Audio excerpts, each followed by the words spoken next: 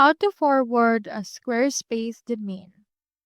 Now, in order to do that, you first need to head over right here into your actual Squarespace dashboard. Now, before you begin, make sure that you have your own domain or custom domain that you already bought. So for that, you need to actually set it up. To set it up, click onto this gear icon that you can see. Then from in there, click onto this domains and email. Click on this domains right here. Then click on this use a domain I own. So if you already bought earlier, so you can just input right here the actual domain name. This is just an example, which is tiara.com. Click on this arrow right here. After that, they should be able to redirect us to to set it up right there. You can also see its registration and where it's registered.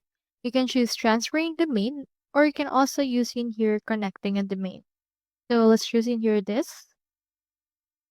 After that, input right here the authorization code and click on save and continue from there. If you wish to actually do your forwarding option, you need to make sure that this is enabled so that visitors on your domain are automatically redirected to that part. So it can be your root domain, subdomain, and specific page. So that's all there is today, and I hope this video helped you out.